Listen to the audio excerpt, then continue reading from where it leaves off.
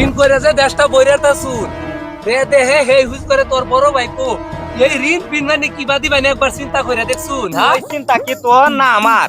আমি তোরে বুদ্ধি হে দেম, খালি তুই এই বুদ্ধিটা মানা হইতে না। বুদ্ধি তো মানবারি বে এমন বুদ্ধি কোন বুদ্ধিটা এটা আরে পাগল, তুই বাচ্চা থাকতে এই চিন্তা করতেছ কে? আমি মরিয়া গেলে তুই খালি সামনে খারইয়া কইবে আমার বড় ভাই অনেক বিনয়ী আছেন, আইনারার লগে চলাফেরা করছে। যদি কোনো কিছু ভুল ত্রুটি করে থাকে আইনারা মাফ করে দেবেন আল্লাহর রাস্তে। আর যদি কেউ পাওনা দাও না পায় তাহলে আমারে জানাইবেন,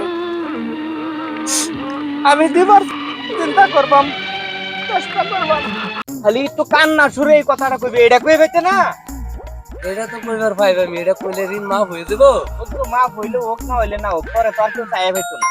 ও হ ঠিক আছে তাইলে এক কাম করাইন যার টেনে 1 লাখ নিয়েছিল ওর টেনে 2 লাখ লোহাইন যার টেন 20,000 নিয়েছিল ওর টেন 40,000 লোহাইন ঋণ করে কুত্তে লাই